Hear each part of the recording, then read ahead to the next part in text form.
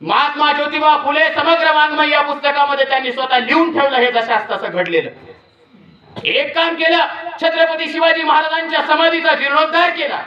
दुसरं काम केलं, छत्रपती शिवाजी महाराजांची जयंती 10 दिवसाची केली. त्यामध्ये असे नारे दिले. असे नारे का दिले? कारण तत्सम बहुजन समाजातील लोकांना कळलं पाहिजे की छत्रपती शिवाजी महाराज केवळ एका जातीचे, एका धर्माचे किंवा एका पंथाचे, एका प्रांताचे नसून छत्रपती शिवाजी महाराज म्हणजे महाराष्ट्रातील नव्हे तर जगातील तमाम बहुजन समाजातील लोकांचं आराध्य दैवत आहे. म्हणून छत्रपती शिवाजी महाराजांना महात्मा ज्योतिबा फुलेंनी स्वतःचा गुरु मानलं आणि छत्रपती शिवाजी महाराजांवरती 1100 ओळीचा पहिला पोवाडा रचणारा शिवशाहीर महात्मा ज्योतिबा फुले आहे. मग महात्मा ज्योतिबा फुलेला भारतरत्न पुरस्कार द्यायला पाहिजे होता. महात्मा ज्योतिबा फुलेला पद्मभूषण पुरस्कार द्यायला पाहिजे होता. महात्मा ज्योतिबा फुलेला महाराष्ट्र भूषण पुरस्कार द्यायला पाहिजे होता. परंतु बळवंत मोरोपंत पुरंदरे नावाच्या हरामखोर माणसाला का पुरस्कार दिला? मग आता प्रश्न निर्माण होतो. आता कदम साहेब म्हणून गेले की आता जातीपुरतं सांगू नका साहेब, जातीपुरता इतिहास लिहिणाऱ्या भटा भारुडांनी हे सगळं केले. ते उकलून दाखवणं आमचं कर्तव्य आहे. शायर हूं मैं, फर्ज है मेरा आईना दिखाना, बैठकर लाशों पर गजल में लिख नहीं सकता, चाहे जो सजा दो मुझे इस जुर्म की, मैं इस लाशों पर खामोश रह नहीं सकता, मैं इस लाशों पर खामोश रह नहीं सकता. आणि आज जरी आपला खून झाला तरी काय अडचण नाही. बनसोडे सर महाराष्ट्रभर फिरतोय, हेच सांगतोय लोकांना. हेच कॉम्रेड गोविंद पानसरेने पुस्तक लिहिलं, खरा शिवाजी कोण होता. त्यांना गोळ्या घालून मारलं. उद्या आमचाही खून झाला तर अडचण नाही, पण छत्रपती शिवाजी महाराजांचा सच्चा मावळा होता म्हणून आमची सुद्धा इतिहासात नोंद होईल. ही गोष्ट काय कमी नाही आमच्यासाठी. अरे वो क्या चलाएंगे बंदूक जिनके बाजुओं में दम नहीं, वो क्या चलाएंगे तलवार जिनके सीने में दम नहीं, लड़ते हैं बेजुबानों से कभी मर्दों से आकर लड़ो, खंजर भी तुम्हारा और टुकड़े भी तुम्हारे कर देंगे. अरे आमचा काय सावरकरांचा इतिहास नाही, छत्रपती शिवाजी महाराज आणि संभाजी महाराजांचा वैचारिक वारसदार आहे मी, म्हणून भेकाड नाही, लक्षात ठेवा. आणि छत्रपती शिवाजी महाराज यांचा खरा इतिहास तुमच्यापर्यंत पोहोचवण्यासाठी या ठिकाणी आलो आहे. आणि राहिला प्रश्न मला उशीर होण्याचा, तर मला ही कल्पना नव्हती की छत्रपती शिवाजी महाराजांचा प्रतापगड जेवढा निबेड होता तेवढा सायाळ निबेड असेल म्हणून. माझ्याकडे घोडा असता तर मी लवकर आलो असतो, पण अशी गाडी घेऊन येताना सुद्धा मला या रस्त्याने 1.5 तास लागले. एखादी महिला जर प्रेग्नेंट असेल आणि तिला रस्त्याने न्यायचं असेल तर मी खरंच सांगतोय मित्रांनो, तिला दवाखान्यात जायची गरज नाही, रस्त्यातच तिची डिलिव्हरी होऊ शकते. अशी व्यवस्था तुमच्या आमच्यासाठी इथल्या राजकीय लोकांनी करून ठेवली आहे. आणि तरी सुद्धा आम्हाला ते सांगतायत की सायाळ नगरी हे गाव अतिशय सुंदर आहे. अहो साहेब, आमच्यापर्यंत पोहोचायचं झालं तर माणूस पोहोचू शकत नाही. गावाला सुंदर करून तुम्ही करते काय? जर आमदार साहेब आले असते तर डायरेक्ट त्यांनाच प्रश्न विचारला असता. त्यांनाच प्रश्न विचारला असता की साहेब हे गाव तुमच्या मतदारसंघात येतं की नाही.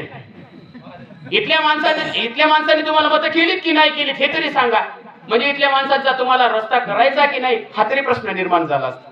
अरे मित्रांनो, 400 वर्षामध्ये छत्रपती शिवाजी महाराजांचा विचार लोकांपर्यंत सांगत असताना या गावापर्यंत पोहोचतोय आपण. परंतु खऱ्या अर्थाने जेव्हा आपण आपल्या गावाचं किंवा आपल्या इतिहासाचं या ठिकाणी पुनरावलोकन करत असतो, सिंहावलोकन करत असतो, तेव्हा या सगळ्या गोष्टीचा आढावा मात्र आपण सर्वांनी मिळून घ्यायचा असतो. आणि म्हणून मला जरी उशीर झाला असला बनसोडे सर यायला, तर एक गोष्ट मात्र लक्षात ठेवा, जाताना तुमचं समाधान केल्याशिवाय जाणार नाही. हा आपला शब्द आहे तुमच्याकडे. समाधान झालंच पाहिजे तरच जाणार, नाही तर जाणारच नाही. आणि म्हणून छत्रपती शिवाजी महाराजांवरती राष्ट्रपिता महात्मा ज्योतिबा फुले यांनी 4 गोष्टी केल्या. आणि या 4 गोष्टी केल्याच्या नंतर खऱ्या अर्थाने छत्रपती शिवाजी महाराजांचा गवगवा सुरू झाला. आता छत्रपती शिवाजी महाराजांची जयंती 1869 ला सुरू झाली. आता तुम्ही म्हणता पुस्तकात आम्हाला असं शिकवलं की टिळकांनी शिवजन्मोत्सव साजरा केला. मग 1869 ला टिळकाचं वय काय? बनसोडे सर 1869 ला टिळकाचं वय काय? तुम्ही वाचलं नसेल, मी तुम्हाला सांगतो. टिळक फक्त 13 वर्षाचे होते, म्हणजे चड्डी घालायची. 13 वर्षाचा माणूस चड्डी घालतो. आज आमचे 13 वर्षाचे मुलं हाफ पॅन्ट घालून शाळेत जातात. तसं 13 वर्षाचे टिळक होते आणि 13 वर्षाच्या टिळकानं बघितलं की महात्मा ज्योतिबा फुले असं म्हणतात, आला आला छत्रपतीचा वेळ, अर हे फार भयंकर आहे. हे असंच जर चालत राहिलं, बहुजनांचा विचार जर पुढे गेला, शिवाजी महाराज जर लोकांना कळाले, तर पुन्हा एकदा शिवाजी जन्माला येईल, पुन्हा तलवार हातात घेईल आणि पुन्हा महाराष्ट्र नव्हे तर देशामध्ये स्वराज्य निर्माण करेल. म्हणून हे थांबलं पाहिजे. म्हणून 13 वर्षाच्या पोरानं विचार केला, हे कुठंतरी थांबलं पाहिजे. आणि मग 1890 पर्यंत टिळकाला हे जमलंच नाही. का नाही जमलं? कारण राष्ट्रपिता महात्मा ज्योतिबा फुले जिवंत होते 1890 पर्यंत. का? महात्मा ज्योतिबा फुलेंचे गुरु लहुजी उस्ताद साळवे त्यांनी त्यांना दांडपट्टा चालवायला शिकवलं, कुस्ती खेळायला शिकवलं. आणि या सगळ्या गोष्टी राष्ट्रपिता महात्मा ज्योतिबा फुलेला जमत होत्या. म्हणून कुणाशी कसं बोलावं, कुणाशी कसं वागावं हे त्यांना चांगलं जमायचं. मग 1893 ला म्हणजे 1890 ला महात्मा ज्योतिबा फुले यांचं निर्माण झालं. महात्मा ज्योतिबा फुले निघून गेले आणि 1893 ला मग पहिली शिवजयंती म्हणजेच गणेश उत्सव सुरू केला टिळकाने. मग टिळक आले आणि तुम्हाला म्हणाले, चला आता शिवजन्मोत्सव सोहळा साजरा करूया, शिवजयंती साजरी करूया. तसं नाही, शिवजयंती बंद करूया असं त्यांना म्हणायचं होतं. पण शिवजयंती बंद करूया जर असं म्हणलं असतं तर आपल्या बहुजनाच्या तमाम लोकांनी टिळकाचं टाळकं हाणलं असतं. म्हणून ते म्हणाले, जयंती नाही बंद करायची, जयंती पण करायची आणि गणेश उत्सव पण करायचा. आता जयंती 10 दिवसाची एका दिवसावर आली आणि गणेश उत्सव 1.5 दिवसाचा 11 दिवसावर गेला. आता महाराष्ट्रात नव्हे भारतामध्ये 70 ते 75 कोटी रुपये खर्च गणेश उत्सवावर होतो. मग आता इथल्या राजकारती जमाताला माझा प्रश्न आहे की शिवजयंतीवर किती पैसा खर्च होतो? तुम्ही भांडायला सांगितलं आम्हाला. साळसकर नावाचा एक प्राणी आहे तो आणि हा टिळक नावाचा प्राणी, या 2 प्राण्यांनी छत्रपती शिवाजी महाराजांच्या जयंतीचा वाद लावला. तर तिथी का तारीख तुम्ही भांडा. तिथीला वेगळी जयंती, तारखेला वेगळी जयंती. अरे तुमचा बाप जन्माला आला तेव्हा त्याची तारखेला तुम्ही वाढदिवस साजरी करता, तुमचा बाप मेला तेव्हा तुम्ही तारखेला त्याची पुण्यतिथी साजरी करता.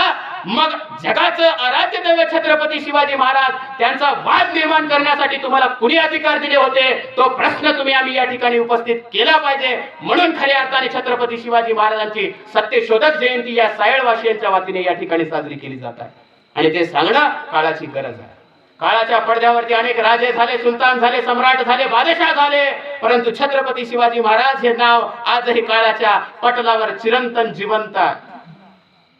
त्याचं कारण आहे की छत्रपती शिवाजी महाराजांचा विचार, छत्रपती शिवाजी महाराजांचं कर्तृत्व केवळ एकाच क्षेत्रात नव्हतं. छत्रपती शिवाजी महाराजांचं कर्तृत्व इथल्या अनेक पैलूमध्ये.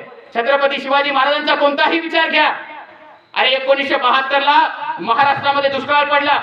छत्रपती शिवाजी महाराजांनी रायगडावरती गंगासागर नावाचं तळ बांधून काढलेलं. छत्रपती शिवाजी महाराजांनी बांधलेल्या तळ्यामध्ये तुडुंब पाणी भरून होतं.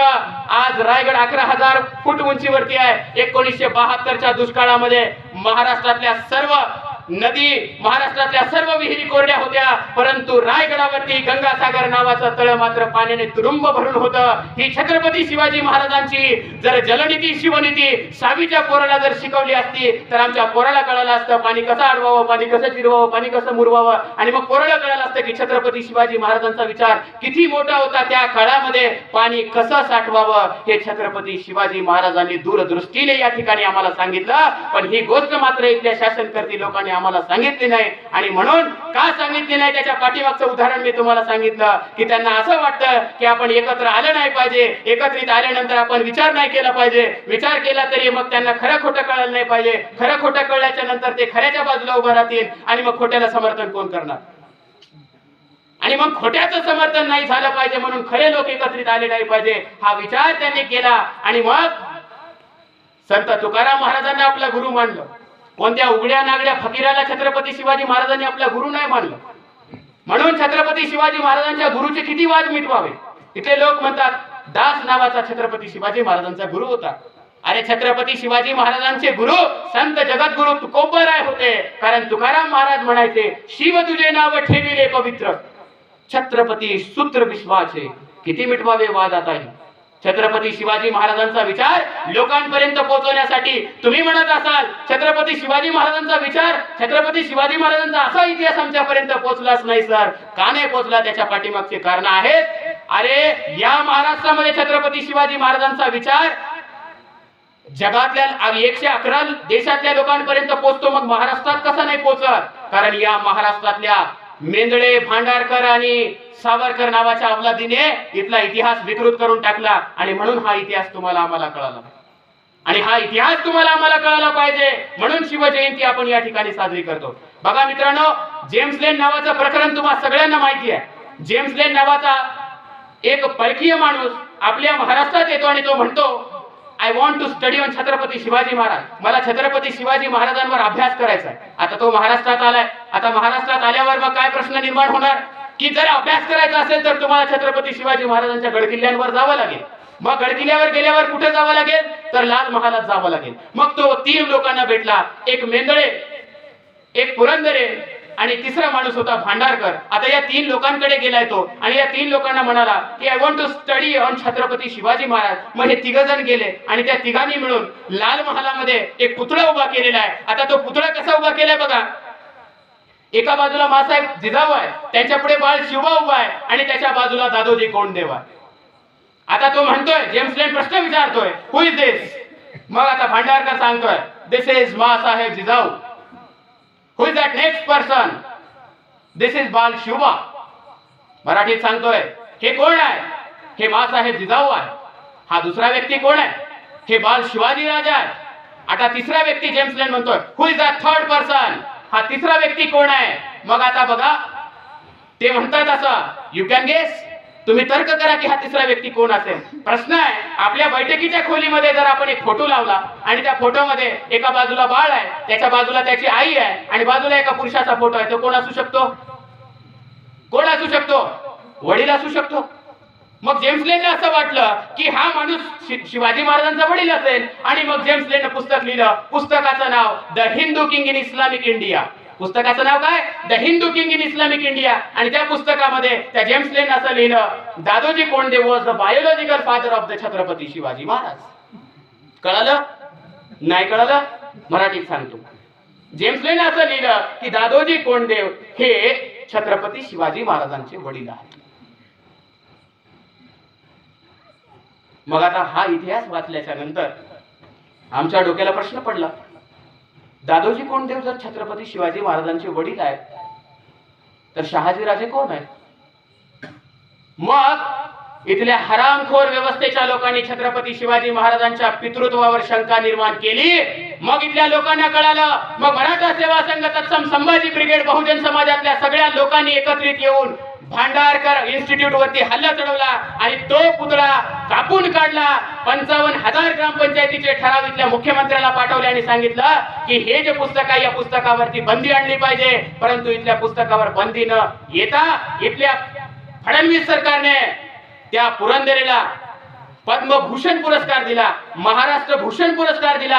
त्या पुरंदरेने काय केलं? त्या पुरंदरेने पुस्तक लिहिलं. पुस्तकाचं नाव राजा शिवछत्रपती आणि एक नाटक लिहिलं. त्या नाटकाचं नाव जाणता राजा. दंड दंड महिषासुर मर्दिनी दुर्गे, दाड उघड तुळजा भवाने, असा तो म्हणायचा. आणि आपण मग त्याच्या आवाजाला आणि त्याच्या सगळ्या सोंगा ढोंगाला बघून पैसे देत चालायचो. माला माल झाला पुरंदरे, एवढा मालामाल झाला की छत्रपती शिवाजी महाराजांच्या विकृतीकरणाचा त्याने बाजार मांडला आणि महाराष्ट्र भूषण हा पुरस्कार सुद्धा त्याला मिळाला. आणि त्याने त्या पुस्तकामध्ये काय लिहिलं बघा, प्रकरण नंबर 9, पेज नंबर 126.